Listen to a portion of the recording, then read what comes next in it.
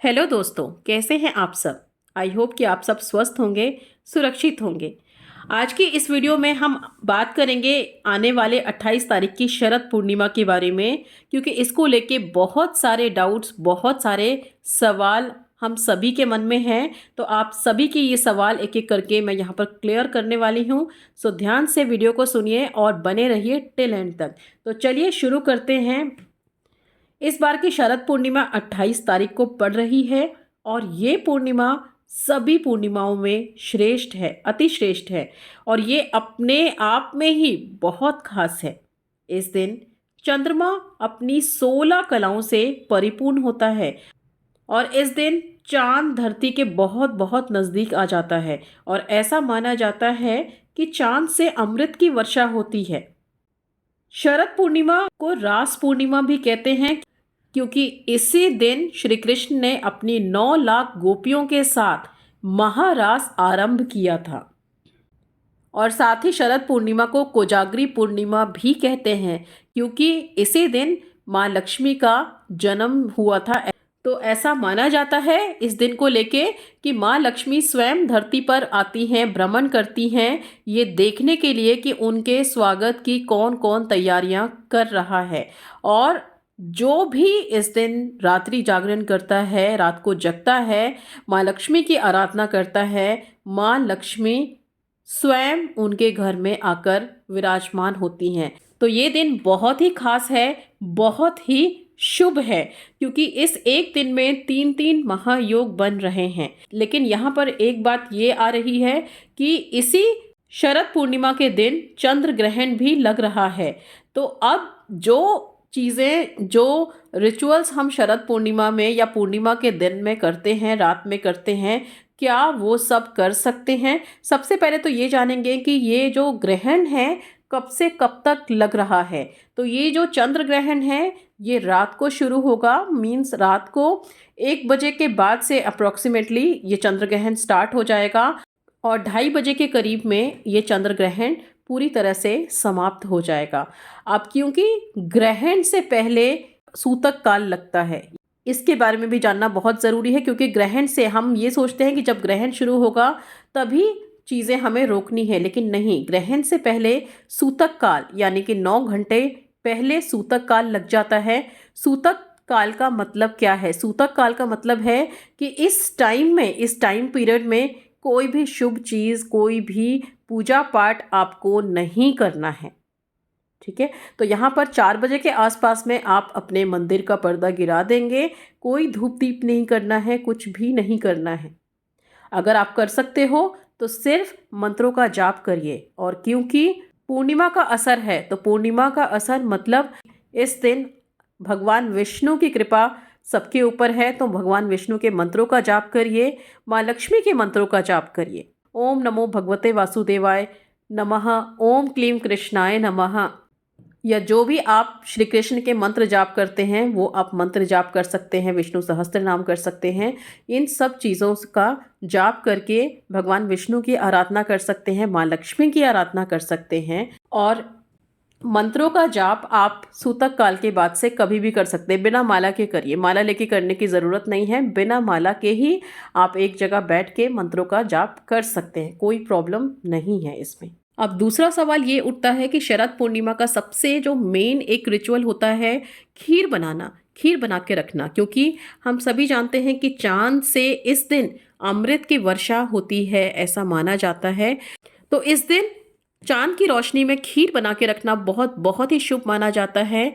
और इस खीर में उस चांद का जो अमृत तत्व है वो आता है, और जब सभी इस खीर को ग्रहण करते हैं तो ये सबके हेल्थ के लिए बहुत बहुत फ़ायदेमंद होता है। आँखों की रोशनी के लिए, ओवरऑल हेल्थ के लिए बहुत बेनिफिशियल होता है। लेकिन क्योंकि इस दिन 28 तारीख को चंद्र ग्रहण है और 9 घंटे पहले से ही सूतक काल लग जाएगा, तो आप शाम को खीर भी नहीं बनाएंगे और ना ही इसे बाहर रखना है। अब 28 तारीख को यहाँ पर खीर बनाने की बजाय आप 27 तारीख को यानी आज के दिन आप शाम को खीर बना के और उसको ओवरनाइट आप चांद की रोशनी में रख सकते हैं, क्योंकि आज से पूर्णिमा की तिथि आरंभ हो गई है। तो शरद पूर्णिमा की शुरुआत हो चुकी है। तो ये खीर आप आज ही बना के रखेंगे तो बहुत बेस्ट है। नहीं तो आप अगर कष्ट करना चाहते हैं या मेहनत करना चाहते हैं तो जब 2:30 के बाद जब चंद्र ग्रहण बिल्कुल पूर्णतः समाप्त हो जाएगा, उसके बाद चाहें तो आप खीर बनाकर फ्रेश और चांद की रोशनी में रख सकते हैं। इसको सुबह तक सूर्योदय से पहले तक रख सकते हैं और इसके बाद उस खीर को लेके और भगवान को भोग लगा के और आप सब पूरे परिवार के साथ इसको खा सकते हैं। तो ये 2 तरीके हैं, या तो आप 27 को बना सकते हैं या फिर 28 की रात को चंद्र ग्रहण समाप्त होने के बाद आप ये खीर बना सकते हैं। दोनों में से कोई सा भी जो भी आपको सूटेबल लगे, मैं सजेस्ट करूँगी कि आप 27 तारीख को बना लें तो ज़्यादा बेस्ट रहेगा। इसके अलावा अब आते हैं उपाय के ऊपर, रिचुअल्स के ऊपर। तो 28 तारीख को कोई भी रिचुअल नहीं करना है, क्योंकि 28 तारीख को वैसे भी सूतक काल लगा रहेगा। तो सूतक काल में नेगेटिव एनर्जीज बहुत हाई हो जाती हैं। तो इस टाइम में कोई भी आपका उपाय, कोई भी किया गया आपका रिचुअल आपको नहीं लगने वाला है। सो बेटर है कि इसको आप 27 तारीख यानी आज के दिन आप इसको कर लें। जो भी पूर्णिमा के रिचुअल्स हैं वो आज के दिन करेंगे। और रिचुअल्स में आपको क्या करना है, भगवान विष्णु के साथ साथ माँ लक्ष्मी के जन्मदिन के रूप में इसे मनाया जा रहा है, तो माँ लक्ष्मी का पूजन ज़रूर करें। आज के दिन हो सके आप शाम तक भी, अगर आप कहीं से आपको एक पीपल का पत्ता मिल जाए, उस पीपल के पत्ते को आप घर लाकर उस पर स्वास्तिक बनाकर उसको या तो अपने पर्स में रखें या फिर आप अपनी तिजोरी में उसको साल भर के लिए छोड़ दे रखें। तो ये एक काम कर सकते हैं। और क्योंकि आज के दिन माँ लक्ष्मी भगवान विष्णु सहित स्वयं पीपल में वास करती हैं, पीपल में ही आज उनका निवास है। साक्षात माँ लक्ष्मी और भगवान विष्णु का निवास है पीपल में। तो आप ये उपाय कर सकते हैं और मतलब बहुत ही बेनिफिशियल उपाय है ये, स्पेशली फाइनेंसेस से रिलेटेड। इसके अलावा आप क्या करेंगे, आज के दिन बिल्कुल दालचीनी का उपाय करना बिल्कुल भी ना भूलें। आपको दालचीनी का पाउडर लेना है और अपने मेन गेट पर अंदर की तरफ खड़ा होके आपको इस पाउडर को उड़ाना है, ये बोलते हुए सुख, समृद्धि, धन, स्वास्थ्य ये सब मेरे घर में प्रवेश करे। ठीक है, तो दोनों तरफ राइट और लेफ्ट, अपने दरवाजे के राइट और लेफ्ट साइड में दोनों तरफ आपको ये एक एक बार दालचीनी का 1 चुटकी पाउडर लेके उड़ाना है। और इसके बाद दूसरा उपाय करना है आपको कि दालचीनी पर अगर कोई विश है आपकी, ठीक है, कोई इच्छा है आपकी, या कोई फाइनेंसेस से रिलेटेड, जॉब से रिलेटेड, या कुछ धन राशि आपको चाहिए उससे रिलेटेड अगर कोई इच्छा है, तो उस दालचीनी पर छोटे छोटे उसमें बहुत 2-3 शब्दों में आप अपने विश लिखेंगे, मनोकामना लिखेंगे। और इसके बाद उसे आप धीरे धीरे कैंडल की सहायता से आप उसको बर्न कर लें। बर्न करके उसके एशेस को घर के बाहर ले जाकर ब्लो आउट कर देंगे। तो ये दोनों रिचुअल ज़रूर से करें। साथ में कनकधारा स्तोत्र का पाठ करें, विष्णु सहस्त्र नाम का पाठ करें, या लक्ष्मी श्री सूक्त का पाठ करें। तो ये सब पाठ आप कर सकते हैं। और अगर पाठ नहीं कर पा रहे हैं तो कम से कम माँ लक्ष्मी के मंत्रों का जाप करिए, भगवान विष्णु के मंत्रों का जाप करिए।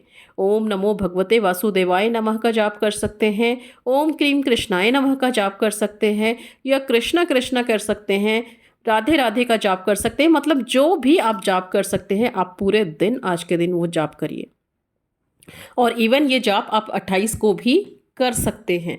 तो ये सारी चीज़ें आपको ध्यान में रखनी है। इन सब उपायों में से जो भी आपको इजी लगता है, जो भी बेस्ट लगता है, प्लीज़ करिए।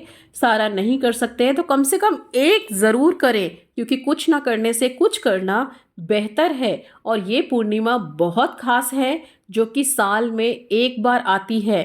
और आप समझते हैं ये एक बार का इम्पोर्टेंस क्या होता है। पूरे साल इंसान इतने सारे सिचुएशन से जूझता है, किसी तरह से सरवाइव करके यहाँ तक पहुँचता है। और ये टाइम अगर हमें मिल रहा है तो इसको हमें गंवाना बिल्कुल भी नहीं चाहिए। तो आप ये मत सोचिए कि ठीक है सुन लिया और इससे कुछ नहीं होगा। जब तक आप नहीं करोगे तब तक कैसे होगा। जहाँ पर पूरे ब्लॉकेजेस का पहाड़ है तो कम से कम कुछ तो उस पहाड़ को आप काटना शुरू करो। ठीक इसी तरह जैसे जीतन राम मांझी जो था, उसने थोड़ा थोड़ा करके उसने वो पहाड़ काट दिया था। तो आप भी अपने ये ब्लॉकेजेस के पहाड़ को डेफिनेटली काट सकते हो। बस शुरुआत करनी है, एक स्टार्ट करना है। तो प्लीज़ वेट मत करिए, अपने एंड से जो भी आप कर सकते हैं करना शुरू करिए और सब कुछ श्री हरि पे छोड़ दो। आप सब कुछ माँ लक्ष्मी पे छोड़ दो। जब इनके ऊपर हम छोड़ते हैं, अपने आप ये हमारी समस्याओं का समाधान करने लगते हैं। ज़रूरी है आपका विश्वास, ज़रूरी है आपकी आस्था का होना। तो आई होप कि तो कोई ना कोई आई एम श्योर कि रिचुअल आप ज़रूर करेंगे। एंड सच में अगर आपने किया तो इसका इफ़ेक्ट आपको देखने के लिए बहुत जल्द मिलने वाला है। और इसके बाद कार्तिक मास भी शुरू हो रहा है, तो आप चाहें तो कार्तिक स्नान का भी पुण्य प्राप्त कर सकते हैं। कार्तिक मास जो बहुत शुभ हैं, पापों को हरने वाले हैं, तो ये विष्णु जी का बहुत फेवरेट मंथ है और इस मंथ की शुरुआत हो रही है। इस मंथ में बहुत सारे रिचुअल्स हैं, बहुत बहुत शुभ महीना है ये। इस मंथ से रिलेटेड जो भी इन्फॉर्मेशन है इसके लिए बने रहिए मेरे साथ। मिलते हैं अगले वीडियो में।